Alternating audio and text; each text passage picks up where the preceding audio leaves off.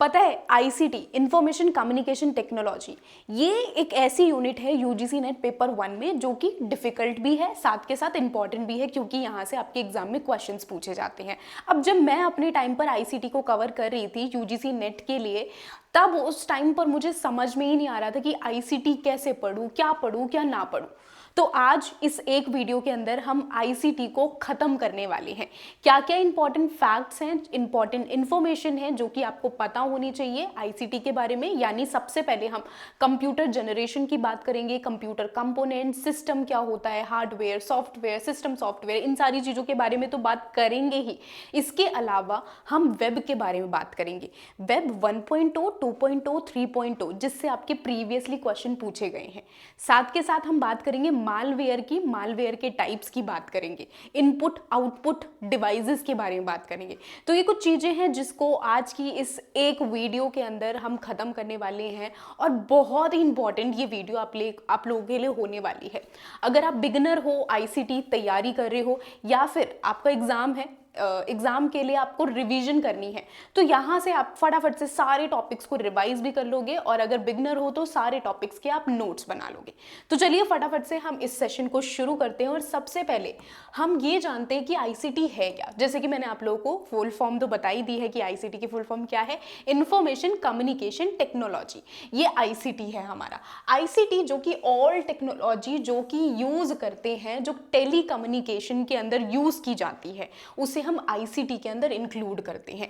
यानी आईसीटी में क्या आएगा, जो जिस फोन पर, जिस लैपटॉप पर आप ये अभी वीडियो देख रहे हो, जिस लैपटॉप जिस फोन के जरिए मैं ये वीडियो बना रही हूँ, इवन ये स्मार्ट बोर्ड हो गया, ये भी हमारा आईसीटी के अंदर आता है। यानी कि कोई भी ऐसा डिवाइस जो कि हम यूज करते हैं उस डिवाइस के जरिए हमें इंफॉर्मेशन मिलती है। एक ऐसी टेक्नोलॉजी जिसके जरिए हम इंफॉर्मेशन को गेन करते हैं, हम कम्युनिकेट कर पाते हैं दूसरों से, वो क्या हमारा आईसीटी का पार्ट कहलाता है। ओके, तो ये हमारा आईसीटी हो गया। अब इसमें ऑफ कोर्स हमारा कंप्यूटर सबसे मेजर रोल निभाता है क्योंकि कंप्यूटर कहीं ना कहीं इंपॉर्टेंट है और कंप्यूटर की बात करें या लैपटॉप की बात करें, दोनों सेम तरीके से वर्क करते हैं। इवन जो मेरा स्मार्ट बोर्ड है ये भी कंप्यूटर की तरह से ही वर्क करता है। बस आपका फ़ोन कहीं ना कहीं कह सकते हैं, फ़ोन एक ऐसा डिवाइस है जो कि कंप्यूटर की तरह वर्क नहीं करता, लेकिन फ़ोन के अंदर भी सॉफ्टवेयर मौजूद होता है। तो आखिर ये है क्या, कैसे वर्क करता है कंप्यूटर, कंप्यूटर की शुरुआत कैसे हुई थी, किसने बनाया था, ये सारी चीज़ें हम यहाँ पर जानेंगे। ओके, आईसीटी एक ऐसी टेक्नोलॉजी है जो कि इंफॉर्मेशन को एक्सेस करना, शेयर करना और स्टोर करना इंफॉर्मेशन को डिजिटली, वो हमारा आईसीटी कहलाता है। अब जरा यहां पर ये समझते हैं कि आईसीटी क्यों इंपॉर्टेंट है हमारे लिए। ऑफ कोर्स अब ये मत बोलना कि सोशल मीडिया चलाना है हमें तो इसलिए आईसीटी इंपॉर्टेंट है। नो, सबसे पहले हमारा आईसीटी का एजुकेशन के लिए इंपॉर्टेंट है। एजुकेशन के लिए क्यों इंपॉर्टेंट है, आई होप सो कि आप लोगों ने जरूर पढ़ा होगा स्वयं प्रभा के बारे में।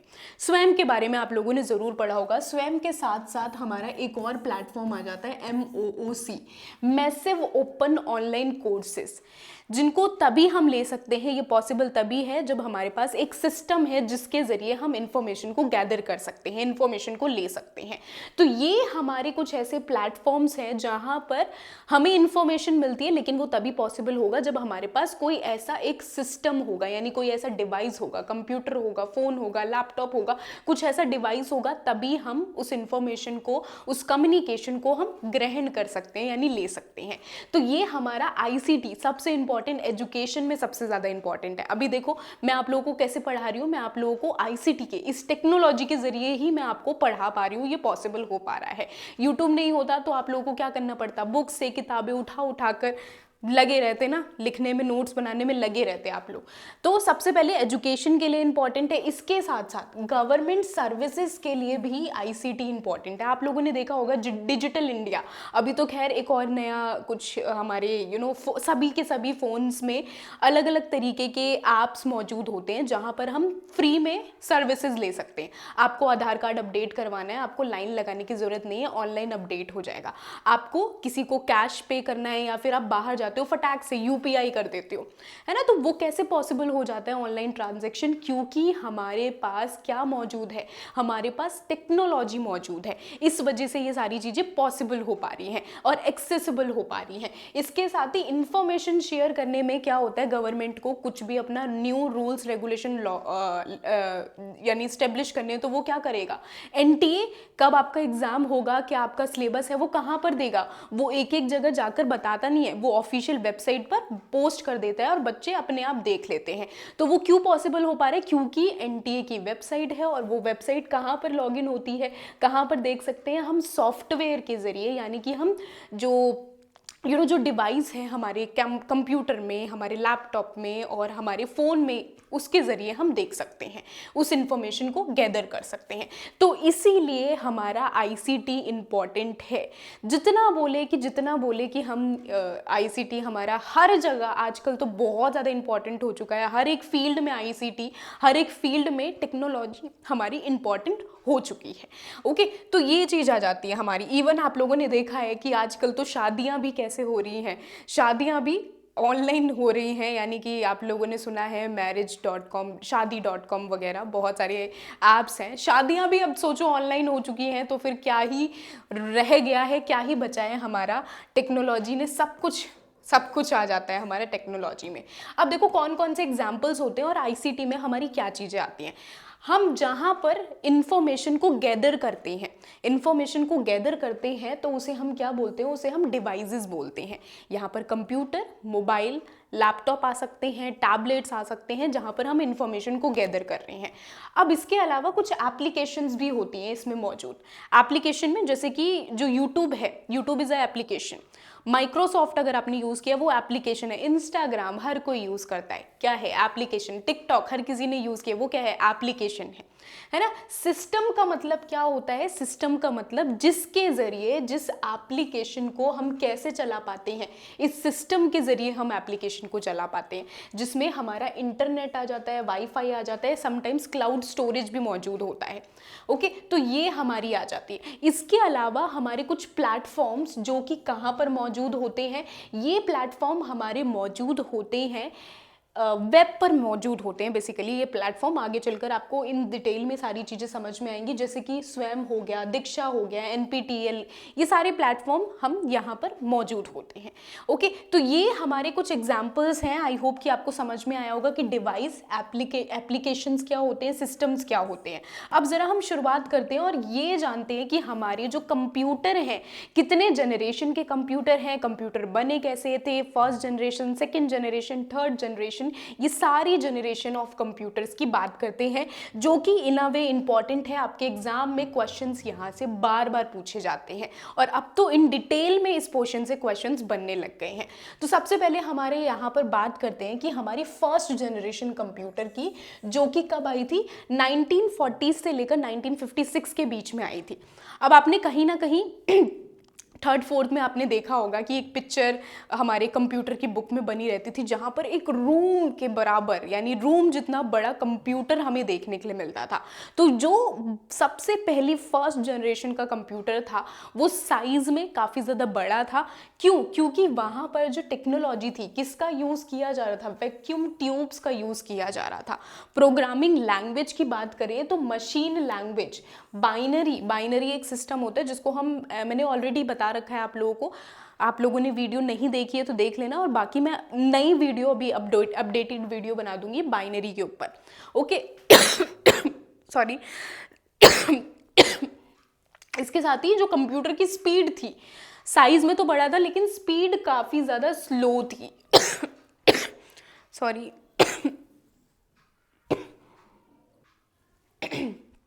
अब यहाँ पर हमें देखने के लिए मिलेगा कि स्पीड में काफ़ी ज़्यादा स्लो था, साइज़ रूम के साइज़ जितना था। ठीक है, एग्जाम्पल्स में यहाँ पर कुछ एग्जाम्पल्स मैंने पुट किए हैं, इंपॉर्टेंट है क्योंकि एग्जाम्पल से भी अब क्वेश्चंस पूछने जाने लग गए हैं कि फर्स्ट जनरेशन के कंप्यूटर के कौन से एग्जाम्पल हैं। तो डिफ़िकल्ट, हर बार डिफ़िकल्ट लेवल देखने के लिए मिलेगा आपको डिसएडवांटेजेस क्या थी, सबसे पहले तो ये काफ़ी ज़्यादा हीट करते थे और साथ में काफ़ी ज़्यादा एक्सपेंसिव भी थे। ओके, क्योंकि चाइना का माल नहीं था ना, तो काफ़ी ज़्यादा एक्सपेंसिव भी थे, काफ़ी ज़्यादा हीट भी करते थे, काफ़ी स्लो भी चलते थे। तो कहीं ना कहीं कंप्यूटर जस्ट बना था, लेकिन ऑफ कोर्स उसमें और ज़्यादा चेंजेस करने की ज़रूरत थी। तभी आता है हमारा second generation computer. Previously question बने हैं इन सारी चीज़ों से कि टेक्नोलॉजी कौन सी यूज़ की गई थी फर्स्ट जनरेशन में, सेकेंड में, थर्ड में, फोर्थ में, इंपॉर्टेंट है। तो जो सेकेंड जनरेशन था वो हमारा 56 से 63 के टाइम पर इस बीच में आया था। यहाँ पर ट्रांजिस्टर्स का यूज़ किया जा रहा था। प्रोग्रामिंग लैंग्वेज बाइनरी से हटाकर यहाँ पर असेंबली लैंग्वेज का यहाँ पर यूज़ किया गया था। फास्टर थी as compare to first generation, but इतनी भी ज़्यादा तेज नहीं थी। साइज में थोड़ा सा स्मॉल था और as compare to first size यहाँ पर छोटा कर दिया गया था। इसके साथ ही ये कुछ एग्जाम्पल्स हैं, प्रीवियसली पूछे जा चुके हैं, तो इंपॉर्टेंट है आपके लिए। एडवांटेजेस की अगर मैं बात करूँ तो कम हीट कर रहे थे एंड मोर रिलायबल थे ये। ओके, नेक्स्ट आ जाते हैं थर्ड जनरेशन, जो कि 64 से 71 के टाइम पर था। नाउ थर्ड जनरेशन कंप्यूटर इस टाइम पर किसका यूज किया गया था? प्रीवियस ईयर क्वेश्चन है, यूजीसी नेट के एग्जाम में रिसेंटली क्वेश्चन बना है। इस टाइम पर टेक्नोलॉजी इंटरग्रेटेड सर्किट का यूज किया जाने लग गया था, आईसी जिसे हम बोलते हैं। प्रोग्रामिंग लैंग्वेज यहाँ पर हाई लेवल लैंग्वेज का यूज किया गया था। ओके, हाई लेवल लैंग्वेज का यूज किया गया था as compare to first and second. ये पहले से काफी ज्यादा फास्टर था और ज्यादा छोटा था, और इस बार क्या था, पोर्टेबल भी यहाँ पर मौजूद था। ओके, कुछ एग्जांपल्स IBM की सीरीज आपको यहाँ पर देखने के लिए मिलेगी। इसके साथ साथ कीबोर्ड भी अब आ चुका था, use of keyboards and monitors भी यहाँ पर अब आ चुके थे थर्ड जनरेशन के टाइम पर। Now let's talk about fourth generation, जो कि 1971 से लेकर हमारा आगे तक कंटिन्यू हुआ। नाउ फोर्थ जनरेशन की बात कर रहे हैं तो इस टाइम पर फाइनली क्या आ चुका था, चिप आ चुकी थी और CPU इस टाइम पर लॉन्च किया गया था। माइक्रो प्रोसेसर इस टाइम पर आया था फोर्थ जनरेशन में। ये आपको याद रखना है कौन कौन से लैंग्वेज यहाँ पर यूज की जाती थी, जावा, C++, इन सारी लैंग्वेजेस का यूज किया जा रहा था और काफी ज्यादा फास्टर था। और इस टाइम पर जो कंप्यूटर था वो पर्सनल कंप्यूटर हो चुका था। पर्सनल कंप्यूटर यानी कि अलग से साइज में इतना ज्यादा छोटा हो गया था कि एक पर्सन अपना अलग से कंप्यूटर ले सकता है। अदरवाइज अगर हम पहले की देखें तो पहले इतने बड़े बड़े कंप्यूटर आ रहे थे कि एक सिंगल पर्सन उसे खरीद नहीं सकता था, एक्सपेंसिव भी होते थे, काफी ज्यादा बड़े भी होते थे। तो अभी ये पर्सनल कंप्यूटर की तरह इसका यूज किया जाने लग गया। और इसी टाइम पर हमारे आ जाते हैं लैपटॉप्स यहाँ पर आ गए। इंटरनेट यहाँ पर शुरू हो गया, इंटरनेट एक्सेस करना, नेटवर्क्स यहाँ पर आ गए।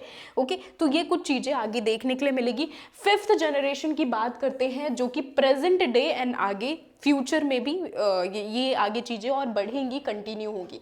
प्रेजेंट डे में हम किसका यूज कर रहे हैं, हम रोबोटिक्स का यूज कर रहे हैं, हम AI का यूज कर रहे हैं। कंप्यूटर सिस्टम, कंप्यूटर में क्या होता है, AI ऑलरेडी वहां पर मौजूद होता है। तो AI का यूज करना, यहाँ पर हम किसका यूज करें, लैंग्वेज कौन सी है, नेचुरल लैंग्वेज प्रोसेसिंग और मशीन लर्निंग यहाँ पर फीचर्स देखने के लिए मिलेंगे। इसके साथ ही AI असिस्ट, आप ऑफ कोर्स आपको पता है कि जेमिनाई हो गया, GPT हो गए, ये सीरी हो गई, ये कितने ज़्यादा स्मार्टली सारी चीज़ों को बना देते हैं, सारी चीज़ों का कैसे यूज़ करते हैं। ओके, इसके साथ ही हमें देखने के लिए मिलेगा कि ये जो कंप्यूटर है ये सबसे इंटेलिजेंट कंप्यूटर अब तक का, सबसे इंटेलिजेंट फिफ्थ जनरेशन में हमारा कंसिडर किया जाता है। तो ये थे हमारे past 5 generation of computer. I hope कि आप लोगों को क्लियर हो गया होगा। नेक्स्ट अभी हम बात करते हैं, जब हम 5 जनरेशन कंप्यूटर हमने कवर किया, अब यहाँ पर कौन सी चीज़ें हैं जो कि आपको याद रखनी है। सबसे पहले याद रखो, फर्स्ट जनरेशन में वैक्यूम ट्यूब्स का यूज़ किया जाता था। सेकेंड जनरेशन में कौन आया, ट्रांजिस्टर आया, जिसकी वजह से साइज छोटा हो गया। ओके, कंप्यूटर का साइज यहाँ पर छोटा कर दिया गया। देन उसके बाद थर्ड जनरेशन में हाई लेवल लैंग्वेज का यूज़ किया गया। फोर्थ जनरेशन में फाइनली आता है माइक्रो प्रोसेसर, CPU आता है। एंड फिफ्थ जनरेशन में AI और सुपर इंटेलिजेंस का यूज किया गया। तो ये आप याद रख सकते हो, इंपॉर्टेंट है।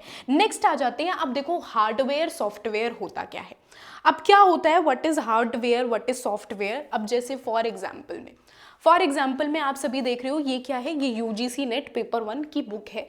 और ये बुक जो मैंने अभी पकड़ रखी है अपने हाथों से, तो बुक को पकड़ना, ठीक है, यहाँ पर जो मैंने बुक को पकड़ रखी है, मैं यहाँ पर बुक को टच कर सकती हूँ, बुक के पेजेस यहाँ पर पलट सकती हूँ, so this is called hardware. ठीक है, बुक को फिजिकली टच करना, ग्रैब करना, ये क्या है, हमारा हार्डवेयर है। नाउ बुक के अंदर जो कंटेंट प्रोवाइड किया जाएगा, जो कंटेंट बुक के अंदर मौजूद है, जो प्रीवियस ईयर क्वेश्चंस हैं, जो जो भी चीज़ें यहाँ पर रिवीजन के लिए माइंड मैप्स हैं, जो भी चीज़ें यहाँ पर बुक के अंदर दी गई हैं, वो क्या कहलाएगा, हमारा सॉफ्टवेयर कहलाएगा। तो एग्जैक्टली ऐसा ही कंप्यूटर में क्या होता है, जो चीज़ें हम टच कर पा रहे हैं, फिजिकली हम देख पा रहे हैं, तो उसे हम हार्डवेयर कहते हैं। और जो कंप्यूटर के अंदर मौजूद है, जिसके वजह से कंप्यूटर वर्क कर रहा है, जिसकी वजह से कंप्यूटर चल रहा है, वो क्या कहलाता है, हमारा सॉफ्टवेयर कहलाता है। इसी के साथ ही बुक परचेस करनी है तो लिंक डिस्क्रिप्शन में डाल दूंगी, वहां से आप इस बुक को परचेस कर लेना। पेपर 1 यूजीसी नेट पेपर 1 की बुक है। अब ये तो आप समझ गए कि हार्डवेयर सॉफ्टवेयर, देखो मैं आप लोगों को इतने आसान तरीके से समझा रही हूँ ना, मुझे मेरे टाइम पर किसी ने भी नहीं समझाया था और मुझे बड़ा डर लगता था, लेकिन आपको डरने की जरूरत नहीं है। तो अब जरा हार्डवेयर सॉफ्टवेयर ये समझ गए हो आप। Physical parts of a computer system, वो हमारा हार्डवेयर है।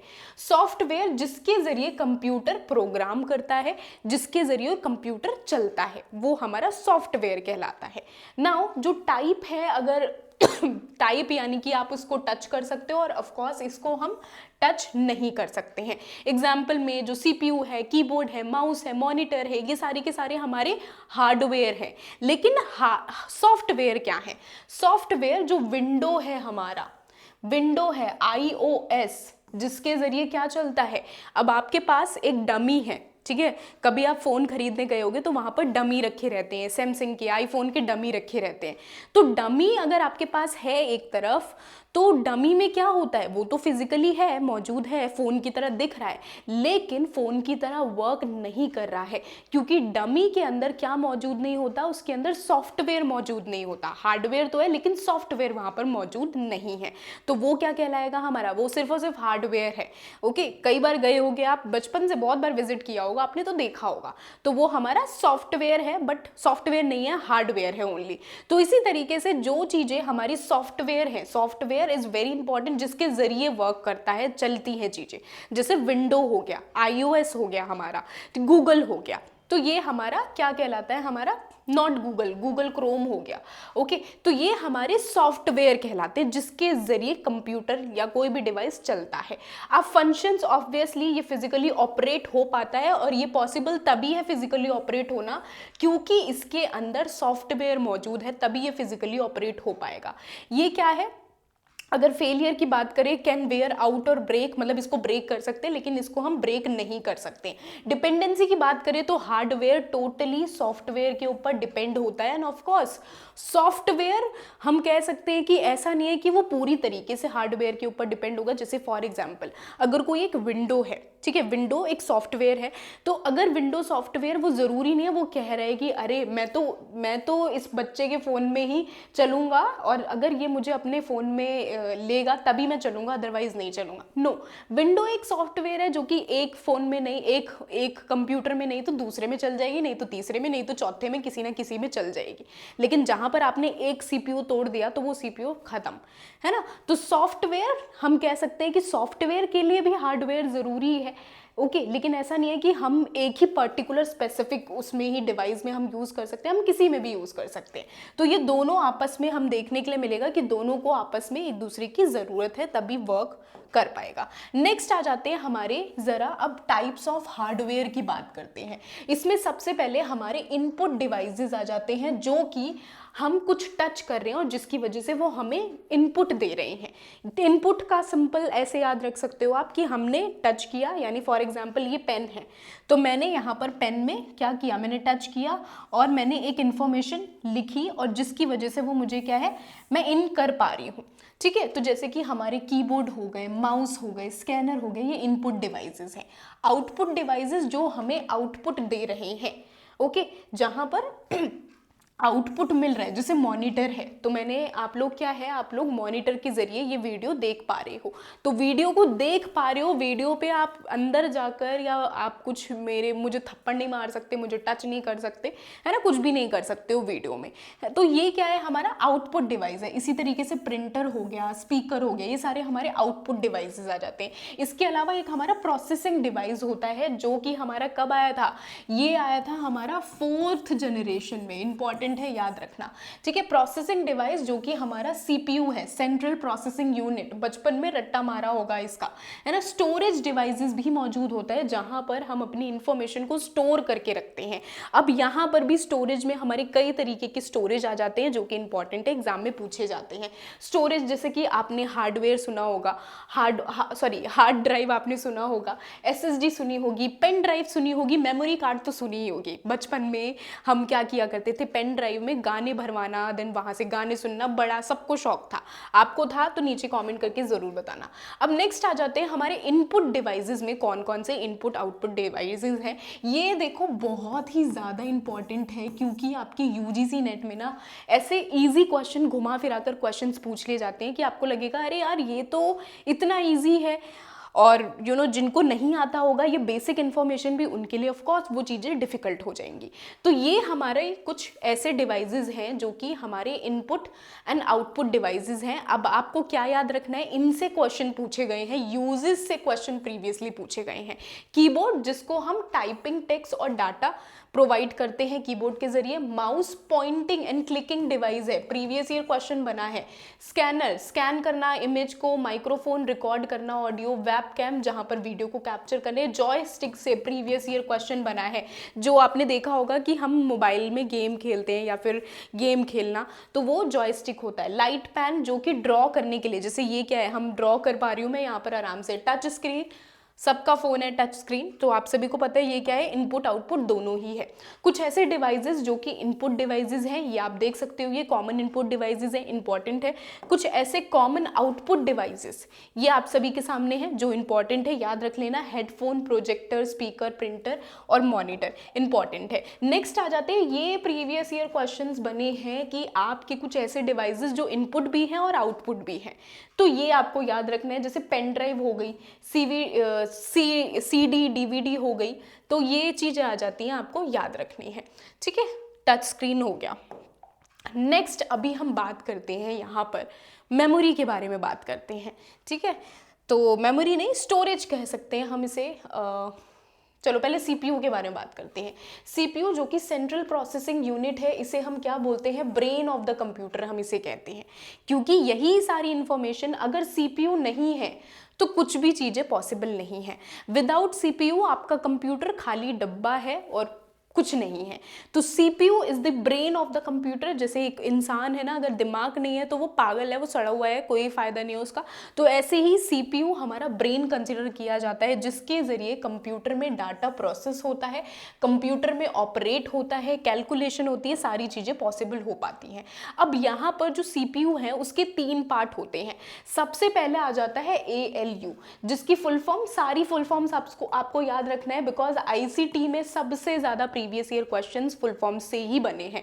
तो अरिथमेटिक लॉजिकल यूनिट, इसका काम क्या होता है, कैलकुलेशन का काम होता है, ठीक है। जो लॉजिकल ऑपरेशन है, जो कैलकुलेशन का काम है, I am not talking about कि आप लोग प्लस माइनस की बात करें, नो, सारे डाटा की कैलकुलेशन, सारी चीज़ें क्या कैसे रखी गई है, तो वो पूरा प्रॉपर कैलकुलेशन का काम यहाँ पर किया जाता है। सीयू जो कि हमारा कंट्रोल यूनिट होता है। Control unit direct operates of the processor, tell other part what to do. ये हमें ये बताता है, जैसे फॉर एग्जांपल आपने कीबोर्ड पर सबसे पहले लिखा यूजीसी नेट पेपर 1, तो यूजीसी नेट पेपर 1 यहाँ पर आपने टाइप किया और आपके सामने यूट्यूब पर कुछ वीडियोस आपके सामने नजर आ गई होगी, जिनमें से एक मेरी वीडियो आपके सामने नजर आई होगी। तो जैसे आपने टाइप किया तो कंप्यूटर को कैसे समझ में आया कि आपको यूजीसी नेट पेपर 1 की ही वीडियो दिखानी है, यानी कि ये सारी चीज़ें कैसे पॉसिबल हो पाती है, ये कंट्रोल यूनिट करता है, तभी ये सारी चीज़ें पॉसिबल हो पाती है। ओके, नेक्स्ट आ जाते हैं, हमारे रजिस्टर्स यहाँ पर मौजूद होते हैं।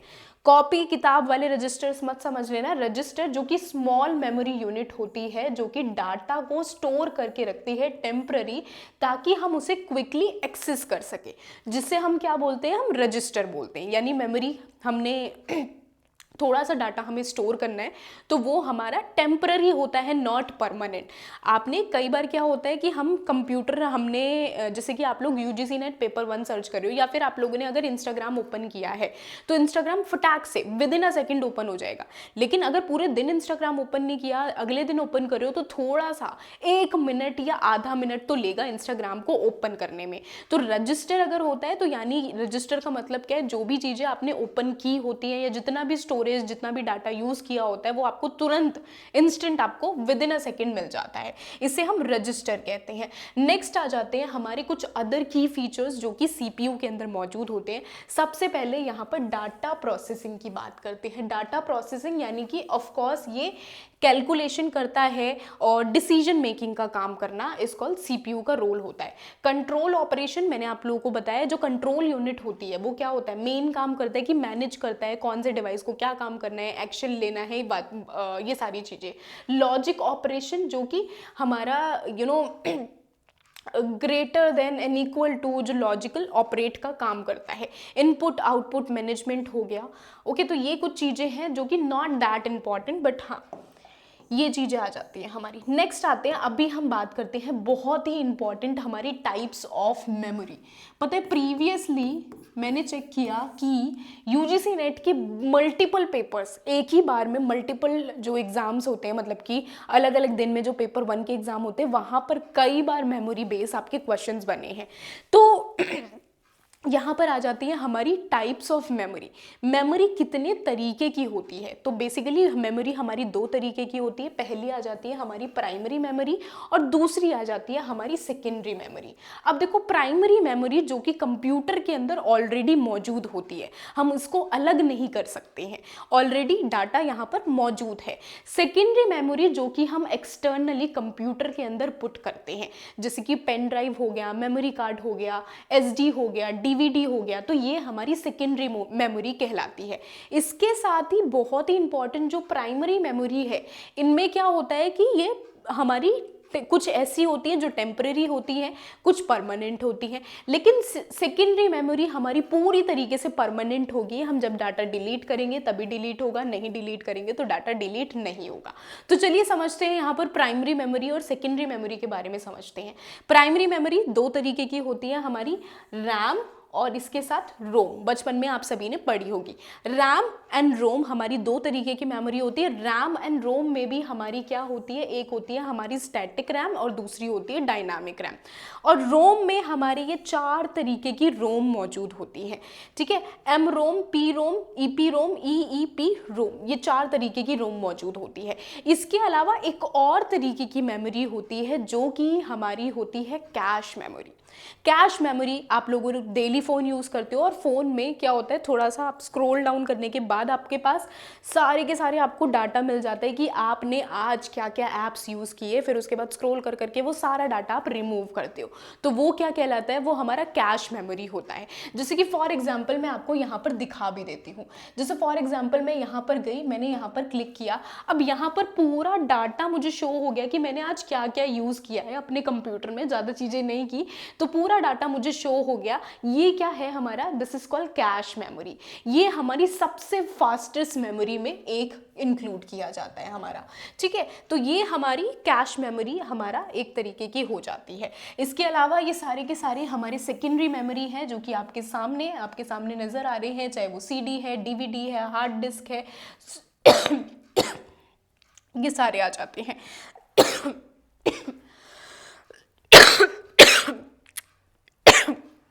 देखो खांसी जुकाम हो रहा है, लेकिन स्टिल मेहनत करके आप लोगों के लिए वीडियो बना रही है, तो लाइक और नीचे कमेंट करके ज़रूर बता देना कि आप लोगों को वीडियो और मेरा एफर्ट आप लोगों को कैसा लगा। ओके, तो चलिए आगे बढ़ते हैं। हम स्टोरेज की बात कर रहे हैं। हम जब प्राइमरी स्टोरेज जो कि हमारा टेम्पररी होता है और फास्ट हम इसको एक्सेस कर सकते हैं। याद रखो, टेम्पररी यानी कि परमानेंट इज समथिंग जो कि मतलब कि लकीर है, खींच दी गई है तो वो मिट नहीं सकती, वो परमानेंट होता है, इसमें कंफ्यूज मत होना, क्योंकि पहले मैं भी हो जाती थी बचपन में। सेकेंडरी स्टोरेज जो कि परमानेंट स्टोरेज है, पत्थर की लकीर जो मिट नहीं सकती है। ओके, देन उसके बाद बैकअप भी यहाँ पर मौजूद होता है। तो सबसे पहले तो ये मेन है, तो ये याद रखो, टेम्परेरी फास्ट में एक्सेस कर सकते हो और परमानेंट डाटा, ये चीज़ें हमारी हो जाती हैं। ओके, जिसको थोड़ा सा टाइम, थोड़ा सा सेकेंड लगता है एक्सेस करने में। रैंडम एक्सेस मेमोरी जो कि हमारी टेम्पररी स्टोर करके रखता है डाटा को, याद रखो, random access memory temporary store करके रखता है डाटा को और जिसके जरिए कंप्यूटर फंक्शन करता है, वो हमारा रैंडम एक्सेस मेमोरी है। इसके अलावा जो रोम होता है, रीड ओनली मेमोरी, ये ऐसा डाटा ये हमारा क्या है, ये परमानेंट स्टार्टअप, अगर रोम नहीं मौजूद है तो इससे कंप्यूटर चलेगा ही नहीं, कंप्यूटर ऑन ही नहीं होगा। तो ये परमानेंट स्टोरेज को ये ऑन करके रखता है। अगर आपने समटाइम्स अगर आपने फ़ोन आपका ख़राब हुआ होगा तो वहाँ पर क्या नज़र आता है, रिबोट या बोट करके कुछ नज़र आता है। सो दैट इज़ समथिंग कि जो फ़ोन का जो रोम है या कंप्यूटर में जो रोम डली होती है, वही जब उड़ जाती है, वही ख़त्म हो जाती है, स्टोरेज कहीं ना कहीं डाटा से कहीं ना कहीं वो परमानेंटली आप डिलीट करते हो बाय डिफ़ॉल्ट, तो वो क्या हो जाता है, हमारा वो रोम होता है जिसके ज़रिए कंप्यूटर चलेगा ही नहीं। अब तुम कितनी भी मेहनत कर लो, कंप्यूटर तुम्हारा चलेगा ही नहीं, तो वो हमारा रोम हो जाता है। इसके अलावा नेक्स्ट आता है हमारा कैश मेमोरी। क्या होता है, मैंने आप लोगों को बता दिया कि कैश मेमोरी सबसे फास्टेस्ट मेमोरी है। ओके, नेक्स्ट अभी हम बात करते हैं कि जो सेकेंडरी स्टोरेज है, जो परमानेंट स्टोरेज है हमारा, यहाँ पर हमारी हार्ड डिस्क है। इनकी full forms is very important, ठीक है, इनकी फुल फॉर्म बहुत इंपॉर्टेंट है, याद रखना, फुल फॉर्म इंपॉर्टेंट है। हार्ड डिस्क जो कि मैग्नेटिक डिस्क स्टोरेज है, ये भी इंपॉर्टेंट है, प्रीवियसली क्वेश्चंस बने हैं इन पर। हार्ड डिस्क जो कि मैग्नेटिक डिस्क स्टोरेज है जिसकी लार्ज कैपेसिटी होती है। एसएसडी सॉलिड स्टेट ड्राइव है जो कि फास्टर होता है एंड मोर रिलायबल होता है एचडीडी के कंपैरिजन में। ये आपको याद रखना है क्योंकि क्रोनोलॉजी बेस्ड भी क्वेश्चंस बन जाते हैं यहाँ पर। ऑप्टिकल डिस्क जो कि हमारी कौन सी होती है, जो सीडी हो गई, डीवीडीज हो गई, ये हमारी ऑप्टिकल डिस्क में आती है, जो कि लेजर का यूज करके वो जो स्टोरेज है, मतलब जो डाटा है, वो लेजर के जरिए वो अपने अंदर स्टोर करते हैं। ओके, नेक्स्ट आती है यूएसबी जो हमारा फ्लैश ड्राइव में इंक्लूड किया जाता है। ये पोर्टेबल होता है, आपने देखा भी होगा, मेरे पास मौजूद भी है, मैं चाहे तो आपको दिखा भी दूंगी। यूएसबी आपने देखा होगा जिनमें हमारी पेन ड्राइव आ जाती हैं, ठीक है, पेन ड्राइव हमारी यूएसबी में इंक्लूड की जाती है। तो अभी मेरे पास फिलहाल मुझे कहीं मिल नहीं रही है, बट हाँ मेरे पास मौजूद है। तो वो क्या होती है, जो पेन ड्राइव समझ लो आप, तो पेन ड्राइव हमारी आ जाती है। मेमोरी कार्ड आपने देखा होगा, तो मेमोरी कार्ड छोटा सा पहले यूज़ किया जाता था, खैर अब इसका यूज़ नहीं किया जाता क्योंकि काफ़ी कम डाटा हम मेमोरी कार्ड में स्टोर करके रख पाते हैं। तो ये हमारे मोबाइल डिवाइसेस में, कैमराज में हम मेमोरी कार्ड का यूज़ करते हैं। अब ये जो हायरार्की है ये आपको याद रखनी है, इंपॉर्टेंट है, प्रीवियसली भर भर के क्वेश्चन इस पर आए हैं। सबसे ज़्यादा स्पीड में डाटा कौन देता है और सबसे कम डिले में, धीरे से, आराम से कौन देता है हमें डाटा। तो सबसे स्पीड में सबसे पहले देखने के लिए मिलेगा जो रजिस्टर है, वो सबसे स्पीड में देता है। रजिस्टर कैसी है, मैंने आप लोगों को बोला था रजिस्टर हमारा सबसे फास्टेस्ट है और साथ के साथ ये ऐसा डाटा होता है जो कि टेम्पररी है, नॉट परमानेंट, टेम्पररी है। देन उसके बाद आ जाती है हमारी कैश मेमोरी, जो मैंने अभी आपको दिखाई थी कि जो भी चीज़ें रिसेंटली हम चलाते हैं वो हमारी कैश में आ जाती है।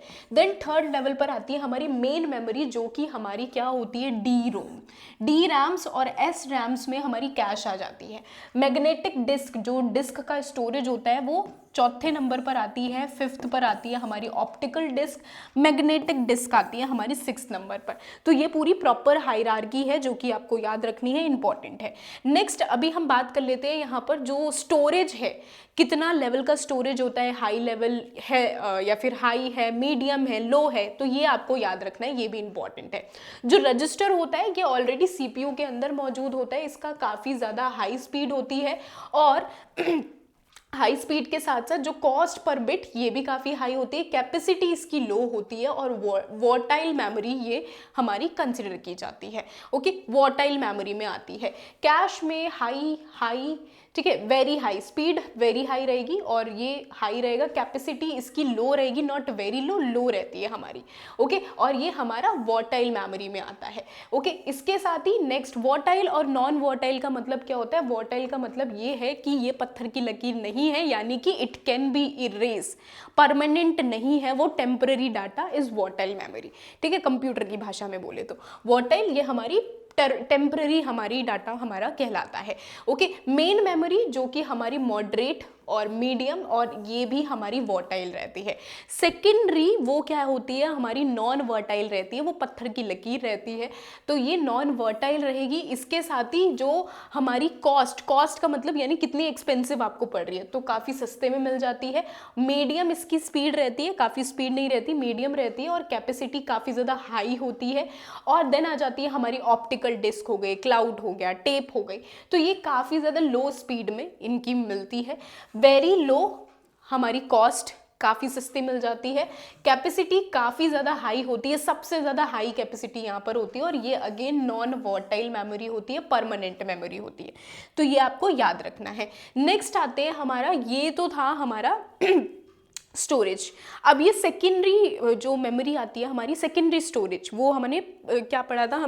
हमने अभी पढ़ा यहाँ पर जो प्राइमरी स्टोरेज है उसका हायरार्की यहाँ पर जाना, नॉट प्राइमरी हम कह सकते हैं ओवरऑल, क्योंकि सेकेंडरी स्टोरेज भी यहाँ पर मौजूद है। अब सिर्फ और सिर्फ सेकेंडरी स्टोरेज की बात करें तो सेकेंडरी स्टोरेज में एसएसडी में सबसे फास्टेस्ट एसएसडी है, और सबसे स्लो कौन सी चलती है? वो मैग्नेटिक टेप सबसे स्लो चलती है। ओके, सबसे फास्ट ये चलती है। देन आ जाती है हमारी HDD जो कि मीडियम चलती है। ऑप्टिकल डिस्क ये काफ़ी ज़्यादा स्लो चलती है, और इससे भी स्लो चलती है हमारी मैग्नेटिक टेप। इसके साथ कॉस्ट में सबसे ज़्यादा महंगी मिलती है हमारी SSD, और सबसे ज़्यादा कम दाम में मिलती है हमारी मैग्नेटिक टेप। और एक क्लाउड स्टोरेज भी होता है, तो वो सब्सक्रिप्शन बेस पर मिलता है, सब्सक्रिप्शन बेस पर मिलता है। ओके, तो वो सब्सक्रिप्शन बेस पर आप लोगों को प्रोवाइड किया जाता है, तो ये आ जाता है हमारा। कैपेसिटी की बात करें तो ये कैपेसिटी मतलब कि मॉडरेट टू हाई इसकी प्रोवाइड की जाती है।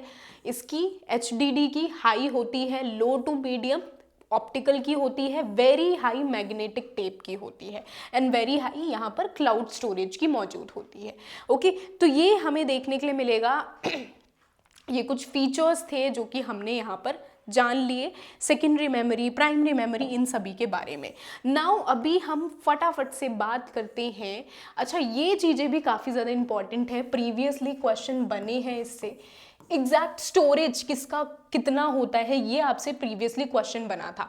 तो जो हमारा कॉम्पैक्ट डिस्क होता है, CD रोम आपने सुना होगा, compact disc read only memory, वो 700 MB से लेकर GB तक डाटा वो प्रोवाइड करती है, मतलब इतना स्टोरेज होता है, कैपेसिटी इतनी होती है।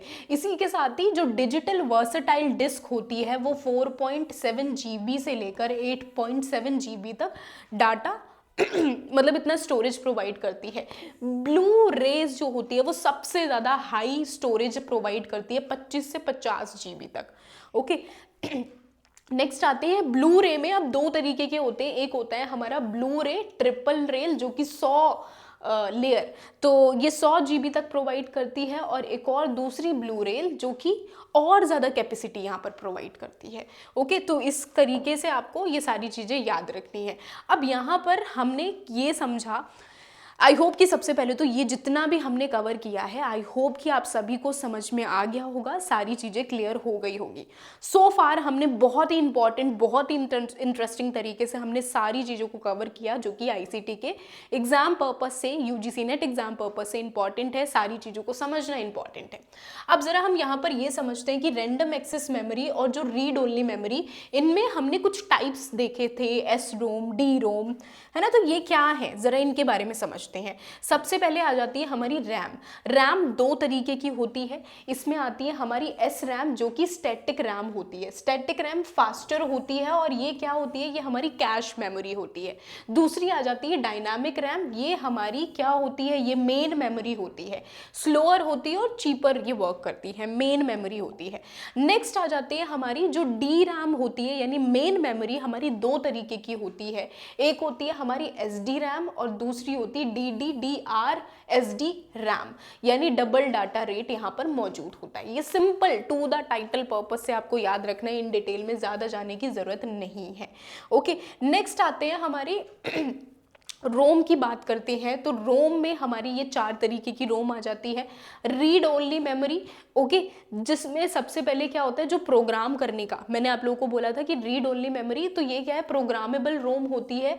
तो उसे हम क्या बोलते हैं, यानी प्रोग्राम करने का काम कौन करेगा, यहाँ पर पी रोम करेगा। इसके साथ ही डाटा को इरेजेबल प्रोग्रामेबल जो काम होता है वो यहाँ पर ईपी रोम करेगा। एंड इलेक्ट्रिकल इरेजेबल प्रोग्रामेबल रोम हमारी ये आ जाती है, जहाँ पर इरेज कर सकते हैं डाटा को, इलेक्ट्रिकली इरेज कर सकते हैं। यहाँ पर ईपी रोम में यूवी लाइट्स मौजूद होती हैं जिनके जरिए डाटा को इरेज किया जाता है। तो ये कुछ चीज़ें हैं जो कि इंपॉर्टेंट है, एग्जाम में पूछी जाती हैं।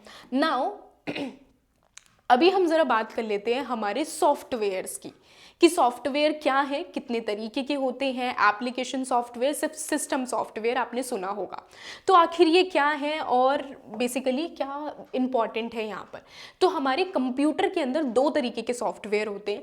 पहला आ जाता है हमारा एप्लीकेशन सॉफ्टवेयर, जैसे कि हमने कुछ प्ले स्टोर से या ऐप स्टोर से आप कुछ डाउनलोड करते हो, तो उसमें क्या होता है, सबसे पहले उस पर्टिकुलर एप्लीकेशन का जो स्टोरेज है, मतलब कि जो सॉफ्टवेयर है, वो आपके मोबाइल में आ जाता है, जिसके ज़रिए वो पर्टिकुलर एप्लीकेशन वो वर्क कर पाता है। तो उसे हम क्या बोलते हैं, उसे हम एप्लीकेशन सॉफ्टवेयर बोलते हैं। ये हम खुद से इंस्टॉल कर सकते हैं, अनइंस्टॉल कर सकते हैं। दूसरी तरफ हमारा आ जाता है सिस्टम सॉफ्टवेयर। सिस्टम सॉफ्टवेयर में 2 तरीके के होते हैं, एक होता है हमारा यूटिलिटी सॉफ्टवेयर आ जाता है, और एक आ जाता है हमारा operating software. Now operating software सबसे ज़्यादा इंपॉर्टेंट होता है, क्योंकि ऑपरेटिंग सॉफ्टवेयर के ज़रिए ही हम पूरे सिस्टम को हम चला रहे होते हैं। जैसे कि मैंने आपको बोला था, विंडो है, iOS है, तो ये क्या है, ये सॉफ्टवेयर है जिसके ज़रिए ही डिवाइस यूज़ किया जा सकता है, अदरवाइज़ हम डिवाइस को यूज़ कर ही नहीं सकते हैं। तो ये चीज़ें हमारी सॉफ्टवेयर के अंदर, सिस्टम सॉफ्टवेयर के अंदर आ जाती हैं। नेक्स्ट हम बात करते हैं यहाँ पर, जब सिस्टम सॉफ्टवेयर बोल रहे हैं तो सिस्टम सॉफ्टवेयर में क्या चीज़ें होती हैं, ज़रा इसको समझ लेते हैं। सिस्टम सॉफ्टवेयर में ये कुछ चीज़ें होती हैं, लैंग्वेज प्रोसेसर होता है, ऑपरेटिंग सिस्टम होता है, यूटिलिटी होती है, फ्रेमवेयर होता है, मिडलवेयर होता है, एंड डिवाइस ड्राइवर यहाँ पर होता है, जो कि आपको टाइटल पर्पज से याद रखना है। एप्लीकेशन सॉफ्टवेयर, अलग अलग तरीके के एप्लीकेशन सॉफ्टवेयर होते हैं, जैसे कि कुछ गेमिंग सॉफ्टवेयर होते हैं, कुछ डाटाबेस, यानी गेम अगर खेलनी है तो gaming software, database software, management software होते हैं, ग्राफिक्स सॉफ्टवेयर्स होते हैं। तो ये अलग अलग तरीके के हमारे सॉफ्टवेयर जो एप्लीकेशन सॉफ्टवेयर में आ जाते हैं। ओके, आई होप कि आपको समझ में आ गया होगा कि सॉफ्टवेयर में बेसिकली क्या एप्लीकेशन डाउनलोड करनी है, एप्लीकेशन सॉफ्टवेयर, और सिस्टम कैसे वर्क करेगा, वो हमारा यूटिलिटी सॉफ्टवेयर, जहाँ पर हम स्टोरेज हम वहाँ पर यूटिलाइज कर सकते हैं इंफॉर्मेशन को, और एक हमारा कौन सा सॉफ्टवेयर आ जाता है, नॉर्मल सॉफ्टवेयर आ जाता है। ओके, तो सिस्टम सॉफ्टवेयर, जहाँ पर ऑपरेटिंग सॉफ्टवेयर, जिसके ज़रिए हमारा कंप्यूटर चलता है। नाउ अब क्या होता है, समटाइम्स जो आपने सुना होगा, आजकल स्कैम बड़े हो रहे हैं, हैक कर लिया जाता है, कंप्यूटर को हैक कर लेना, या फिर हम डिवाइस को बोलते हैं कि डिवाइस हैक कर लिया, कंप्यूटर हैक कर लिया। तो ये कैसे पॉसिबल हो पाता है, ये सारी चीज़ें, और ये क्यों होता है, यहाँ पर हमें देखने के लिए मिलता है कि वो पॉसिबल होता है मालवेयर के ज़रिए। मालवेयर एक ऐसा, हम कह सकते हैं कि एक ऐसा सिस्टम सॉफ्टवेयर है, बेसिकली सॉफ्टवेयर है, जिसको कंप्यूटर के अंदर डाला जाता है, और कंप्यूटर का जो भी डाटा है उसको सील कर लिया जाता है ना। तो वो क्या है, उस खतरनाक से जो कह सकते हैं हम, जो कीटाणु हैं, उसको हम मालवेयर कहते हैं। मालवेयर के ये सारे टाइप्स हैं जो कि मैंने आपको बताए हैं, ये इंपॉर्टेंट है, याद रखना। सबसे पहले आ जाते हैं हमारे रैंसमवेयर। रैंसमवेयर जो कि आपको ब्लैकमेल करने के लिए, जब कोई आपको मेल कर रहा है या फिर आपको मैसेजेस कर रहा है, तो वो रैंसमवेयर हमारा कहलाता है। एक और आता है हमारा स्पाईवेयर, जो कि आपके डाटा को सील कर लेता है। स्पाईवेयर, स्पाई का मतलब क्या होता है, यानी जासूस की तरह वो आपके कंप्यूटर में आता है, आपके सारे डाटा को देखता है कि आपने किस कोने में कौन सा इंपॉर्टेंट डाटा रखा है और उसको वो सील करके अपने साथ ले जाता है। स्पाईवेयर, स्पाई का मतलब होता है जासूस। देन आता है हमारा एडवेयर। एडवेयर का मतलब क्या होता है, यानी कि एक ऐसे, आपने कई बार एड्स देखे होंगे, तो एड्स में क्या होता है, समटाइम्स रॉन्ग का ऑप्शन ना आकर वहाँ पर डाउनलोड का ऑप्शन आता है, या समटाइम्स बहुत ही छोटू सा रॉन्ग का ऊपर ऑप्शन आता है। तो ऐड के ज़रिए समटाइम्स आपको ये ऐड आपको दिखा और आपने ऐड से बाय चांस बाय मिस्टेक आपसे कुछ एप्लीकेशन डाउनलोड हो गया है, जिसके ज़रिए वो सॉफ्टवेयर आपके मोबाइल में, आपके डिवाइस में आता है और आपकी सारी इंफॉर्मेशन को सील कर लेता है। तो वो हमारा एडवेयर होता है। इसके अलावा वॉर्म भी आ जाता है हमारा, यानी कि वो क्या है, रेंगते हुए हमारी आता है और हमारी कंप्यूटर में हर जगह स्प्रेड हो जाता है, यानी हर जगह फैल जाता है, और जिससे कि आपका कंप्यूटर बंद हो जाता है वर्क करना।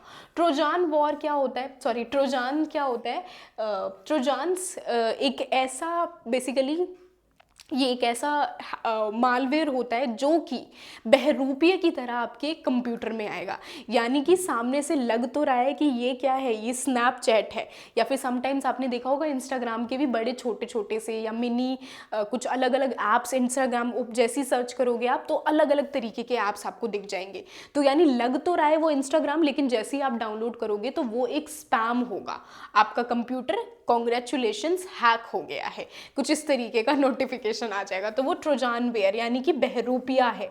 ओके, देन आ जाता है हमारा बॉनेट्स। बॉनेट्स का मतलब क्या होता है, इसमें क्या होता है, जॉम्बी लग जाते हैं। जॉम्बी आप लोगों ने देखी होगा कि किस तरीके से जॉम्बी कैसे होते हैं, कि अगर जॉम्बी ने, एक जॉम्बी बना है, अगर दूसरे को बाइट कर लिया तो दूसरा भी जॉम्बी बन जाता है। तो जॉम्बी की तरह ये आपके कंप्यूटर को अटैक करता है, जहां भी जिस फाइल में वो पड़ा वो फाइल खत्म हो जाएगी और वो आगे दूसरी नेक्स्ट फाइल को वो तबाह कर देगी। तो ये हमारे सारे के सारे मालवेयर होते हैं जो कि मैंने अभी आपको बताए। आई होप कि आपको समझ में आए होंगे। नेक्स्ट आते हैं हमारे कुछ और भी हैं, जैसे कि वायरस होते हैं। वायरस जो कि पूरी तरीके से ख़त्म कर देना। वॉर्म आप सभी को समझ में आ गया कि कीड़ों की तरह चल के पूरे कंप्यूटर को तबाह कर देना। ओके, एंड इसके अलावा स्पाईवेयर मैंने आपको बता दिया कि वो जासूस की तरह आएंगे। एक की लॉगर भी आता है, ये आपका प्रीवियस ईयर भी पूछा गया है। तो की लॉगर में होता क्या है कि आपकी जो की है, जो आप बटन क्लिक करोगे उसको हैक कर लिया जाता है और वहीं से ही उन तक डाटा पहुंच जाता है। ओके, तो ये सारे आ जाते हैं हमारे। आई होप कि आपको क्लियर हो गया होगा। ओके, नेक्स्ट आते हैं हम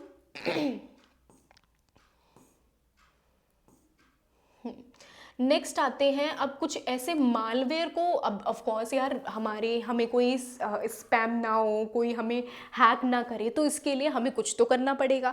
तो यहाँ पर हमारे पास कुछ प्रोटेक्शन सॉफ्टवेयर मौजूद हैं जिसके ज़रिए हम इस मालवेयर को ख़त्म कर सकते हैं या फिर प्रोटेक्ट करके रख सकते हैं अपने डाटा को। जैसे कि हमारा क्या आ जाता है, विंडोज़ में कौन सा यूज़ किया जाता है, नॉर्टन एंटीवायरस का यूज़ करना। ओके, या फिर हम फ्री एंटीवायरसेस का भी यूज़ कर सकते हैं। तो ये आप सारे के सारे नेम याद रख सकते हो। मालवेयर बाइट्स हैं जो कि फ्री में यूज की जा सकती है। तो ये सारे के सारे नेम आपको याद होने चाहिए। ओके, इंपॉर्टेंट है। ये आपके कुछ ऐसे ऑप्शंस हैं, ठीक है, ये कुछ ऐसे ऑप्शंस हैं जो कि फ्री में आप यूज़ कर सकते हो और ये कुछ ऐसे ऑप्शंस हैं जो कि पेड में आपको यूज़ करने पड़ते हैं। तो इनके नाम याद रख लेना, प्रीवियसली नेट के क्वेश्चन में बने हैं तो इम्पॉर्टेंट है। ओके, तो ये सारी चीज़ें आ जाती हैं। Now let's talk about internet and web के बारे में हम बात करते हैं। थोड़ी सी चीज़ें रहती हैं, फटाफट से हम इसको ख़त्म करके हम वाइंड अप करेंगे वीडियो को। तो इंटरनेट एंड वेब के बारे में जब हम बात कर रहे हैं तो ऑफकोर्स आप सभी को पता है कि how important internet is. Internet से क्या चीज़ें चलती हैं, इंटरनेट से सबसे पहले क्या चलता है, एप्लीकेशन सॉफ्टवेयर इंटरनेट से चलेगा, सिस्टम इंटरनेट से चलेगा, जो भी चीज़ें हमें, जो भी इंफॉर्मेशन गैदर करनी है, जो भी प्लेटफॉर्म हमें यूज़ करने, वो इंटरनेट से ही चलेंगे। अब क्या होता है, इंटरनेट आखिर कैसे चलता है, इंटरनेट आखिर हमें डाटा कैसे देता है, ज़रा इसको समझते हैं। इंटरनेट एक ग्लोबल नेटवर्क है of interconnected computers. Global network हम इंटरनेट कहते हैं। और दूसरी तरफ एक और चीज़ आपने सुनी होगी, वेब आपने सुना होगा, जो कि वर्ल्ड वाइड वेब जिसे हम कहते हैं। ये कलेक्शन ऑफ वेब है, वेब पेजेस का कलेक्शन, जो कि हम एक्सेस कर सकते हैं कंप्यूटर के ज़रिए, हम उसे एक्सेस कर सकते हैं और कंप्यूटर में इंटरनेट के ज़रिए एक्सेस कर सकते हैं हम कलेक्शन ऑफ वेब पेजेस। जैसे फॉर एग्जाम्पल में अगर मैं यहाँ पर सबसे पहले फॉर एग्जाम्पल में मैंने जैसे कि मैंने कुछ सर्च किया गूगल पर, ठीक है, मैंने यहाँ पर सर्च किया यूजीसी नेट मैंने सर्च किया, ठीक है। तो यूजीसी नेट जैसे ही मैं यहाँ पर सर्च कर रही हूँ गूगल पर, तो आपको यहाँ पर अलग अलग इन्फॉर्मेशन मिल जाएगी। आपको बहुत सारे अलग अलग, जैसे विकीपीडिया भी है, यूजीसी नेट ऑनलाइन है, तो अलग अलग आपको जो इन्फॉर्मेशन मिल रही है, ये सारी के सारी क्यों इन्फॉर्मेशन मिल पा रही है? बिकॉज ऑफ वेब पेजेस और वेब की वजह से जो कलेक्शन है इंटरनेट पर, जो भी हम जितनी भी वेबसाइट्स को विजिट कर पाते हैं बिकॉज ऑफ इंटरनेट, और इंटरनेट के साथ साथ जो ये वर्ल्ड वाइड वेब है, इसके ज़रिए हम इसको एक्सेस कर पाते हैं। तो ये समझ लो, वेब का मतलब क्या है? A collection of web pages को हम वेब बोलते हैं। नाउ फंक्शन क्या होता है? इंटरनेट ऑफ कोर्स हमें क्या प्रोवाइड करता है? हमें इंटरनेट के ज़रिए हम सारी चीज़ें एक्सेस कर पाते हैं। वेब क्या काम करता है? प्रोवाइड करता है इंफॉर्मेशन एंड सर्विसेज प्रोवाइड करता है। इंटरनेट जो कि एक हार्डवेयर कंसिडर कर सकते हैं, एक प्रोटोकॉल कंसिडर कर सकते हैं, जिससे कि डाटा को ट्रांसमिट किया जाता है। इसके साथ ही वेब पर क्या मौजूद होती हैं? वेबसाइट्स मौजूद होती हैं, ब्राउजर्स मौजूद होते हैं, हाइपर लिंक्स मौजूद होते हैं, जिसके जरिए हम वहां तक पहुंचते हैं। Now what is hyper link? Hyper link से भी आपके क्वेश्चंस पूछे जाते हैं। तो हाइपर लिंक है क्या? तो जैसे कि आपको यहाँ पर नजर आ रहा है HTTPS, तो ये क्या है हमारा? ये हाइपर लिंक कहलाता है।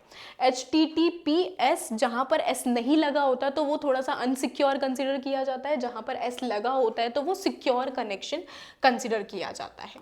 ओके, तो ये आ जाती है हमारी हाइपर लिंक्स के जरिए हम एक्सेस कर पाते हैं। इसके साथ ही हमारा क्या है, इसकी शुरुआत कब से हुई थी? 1991 में शुरुआत हुई थी। टिम बर्नर्स-ली, इन्होंने इसकी शुरुआत की थी। ओके, और इसको हम कैसे एक्सेस कर सकते हैं? हम वेब पेजेस को हम कैसे एक्सेस कर सकते हैं? क्रोम पर, ब्राउज़र पर, गूगल पर, इन पर एक्सेस कर सकते हैं हम। ओके, तो ये आपको याद रखना है, इंपॉर्टेंट है। अब देखो यहाँ पर कुछ चीज़ें जो कि आप याद रख सकते हो। सबसे पहले जो शुरुआत हुई थी, वेब कब आया था? 1990s के टाइम पर वर्ल्ड वाइड वेब आया था, 1 आया था। देन 2.0 आया 2000 से 2010 के बीच में। 3.0 आता है हमारा 10 से 20 के बीच में, एंड देन 4.0 आता है 20 से 30s के बीच में, ये 4.0 आता है। ओके, तो ये कुछ हमें देखने के लिए मिलेगा कि वेब के फील्ड में एवोल्यूशन किया गया है। अब देखो है क्या, 1 क्या है, 2 क्या है, 3 क्या है, ज़रा इसको समझ लेते हैं। तो जो 1 है, मेन आइडिया क्या था? User could only read information. पहले क्या होता था, विकीपीडिया पे सर्च करोगे तो यूज़र जो आपको इन्फॉर्मेशन है वेब पेजेस पर इन्फॉर्मेशन को सिर्फ और सिर्फ पढ़ सकते हो। ओके, एक्सेस कर सकते हो, पढ़ सकते हो इन्फॉर्मेशन को, और काफ़ी ज़्यादा लिमिट इंटरेक्शन वहाँ पर मौजूद होता था। देन उसके बाद हमें देखने के लिए मिलेगा कि क्या फीचर्स थे यहाँ पर? HTML पेजेस प्रोवाइड करना, नो लॉगिन, नो कमेंटिंग, ना लॉगिन कर सकते हो ना कमेंट कर सकते हो, और काफ़ी फ्यू क्रिएटर्स यहाँ पर मौजूद थे। अभी आप देखोगे एक चीज़ सर्च करोगे 10, 15, 20 वेब पेजेस आपको दिख जाएंगे एक इन्फॉर्मेशन के, लेकिन पहले ये सारी चीज़ें नहीं मौजूद थी। ओके, देन आगे चलकर हमें देखने के लिए मिलेगा 1 वे ओनली, ये मौजूद था। जैसे कि हम याहूज़ बोले, याहू आपने सुना होगा। ओके, तो ये कुछ वेबसाइट्स हैं, स्पेसिफिकली यही हमें डाटा प्रोवाइड करती थी। अब दूसरे टाइम पर 2.0 में क्या आया? 2.0 में रीड भी कर सकते हैं और राइट भी कर सकते हैं, यानी कि इस टाइम पर जो एडिटेबल ऑप्शन है वो यहाँ पर मौजूद किया गया। ओके, जैसे कि सोशल मीडिया का एरा 2.0 के टाइम पर शुरुआत होती है। 2.0 में सोशल मीडिया जैसे फेसबुक आया, यूट्यूब आया, इंस्टाग्राम आया, जहाँ पर पहले सिर्फ और सिर्फ रीड कर पा रहे थे, लेकिन इस टाइम पर क्या हो रहा है? इस टाइम पर हम एक्टिवली कमेंट कर सकते हैं। ठीक है, हम कमेंट कर सकते हैं बेसिकली इनके डाटा पर।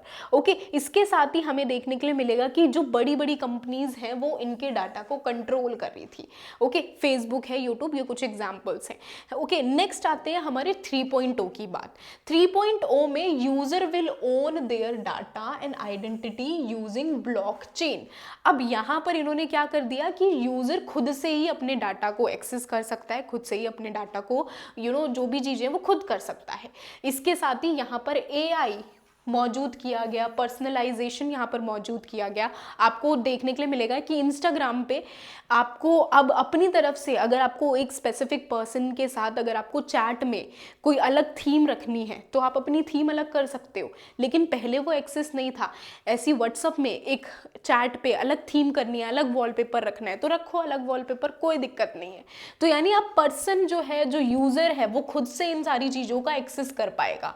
ओके, प्राइवेसी और जो ओनरशिप है वो किसके पास होगी? यूजर के पास ओनली प्रोवाइड की जाएगी। तो ये चीजें हमें देखने के लिए मिलेगी कि ये 3.0 में मौजूद है। तो मेन अभी जो हमारा चल रहा है वो हमारा 3.0 चल रहा है। 2.0 भी कंटिन्यू है, 3.0 भी कंटिन्यू है, लेकिन 1 पूरी तरीके से खत्म हो चुका है। तो ये हमारा था, हमारे क्या आ जाते हैं, ये वेब पेजेस आ जाते हैं। आई होप कि आपको सारी चीजें क्लियर हो गई होगी, किसी को कोई डाउट नहीं होगा। नाउ अब देखो ICT में सबसे इंपॉर्टेंट एक और पोर्शन आ जाता है और जो कि है हमारा बाइनरी ऑपोजिशन का पोर्शन। ठीक है, नेक्स्ट हमारी वीडियो आएगी जिसमें हम बाइनरी की बात करने वाले हैं। इंपॉर्टेंट वीडियो होने वाली है ये वीडियो भी, बहुत ज़्यादा इंपॉर्टेंट है। नेक्स्ट वीडियो में हम बाइनरी क्या होता है और बाइनरी अगर क्वेश्चंस आते हैं, क्योंकि कंपलसरी है बाइनरी से क्वेश्चन आएंगे, तो इसको हम कैसे सॉल्व करेंगे, तो ये चीज़ों को हम नेक्स्ट क्लास में डिस्कस करेंगे। अभी के लिए, आज के लिए आई होप कि आपको ये क्लास पसंद आई होगी, समझ में आई होगी। जितनी भी इंफॉर्मेशन मैंने आपको दी है सारी इंपॉर्टेंट है, सभी को अच्छे से आपको पढ़ना है, याद करना है, एंड ऑफ कोर्स इस क्लास के बाद आपको सारी इंफॉर्मेशन आपके दिमाग में बैठ गई होगी, है ना।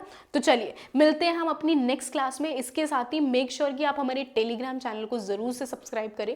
टेलीग्राम चैनल का लिंक मैं डिस्क्रिप्शन में डाल दूंगी, तो वहां से आप हमारे टेलीग्राम चैनल को सब्सक्राइब कर लेना, फॉलो कर लेना। इसके साथ ही समटाइम्स आपको कंफ्यूजन होती है कि कौन सी बुक परचेज करें UGC नेट पेपर 1 की, तो मैं अक्सर बोलती हूँ कि मैंने अपने टाइम पर ओसवाल की बुक परचेज की थी। ओसवाल की बुक आप परचेज कर सकते हैं, जो कि मैंने अभी आपको हार्डवेयर के टाइम पर दिखाई भी थी। तो ओसवाल की बुक, आप प्रीवियस ईयर क्वेश्चंस की बुक परचेज कर सकते हैं, मॉक टेस्ट की बुक परचेज कर सकते हो, या फिर आपको ओसवाल में कंटेंट भी मिल जाता है तो वो बुक भी आप परचेज कर सकते हो। कोई सी भी बुक आप ओसवाल की परचेज कर सकते हो, बेस्ट बुक्स हैं। तो ये लिंक डिस्क्रिप्शन में डाल दूंगी, वहाँ से आप ओसवाल की बुक परचेज कर सकते हो। आई होप कि आपको ये एक वीडियो बहुत ही अच्छी लगी होगी, इन्फॉर्मेटिव रही होगी। अगर रही है तो मेक श्योर कि आप मेरे इस 1 घंटे के एफर्ट के लिए नीचे कमेंट करके ज़रूर बोलो कि आपको वीडियो कैसी लगी है। बाकी मिलते हैं हम अपने नेक्स्ट क्लास में, जिसमें नेक्स्ट क्लास में हम क्या करेंगे, बाइनरी को सॉल्व करेंगे।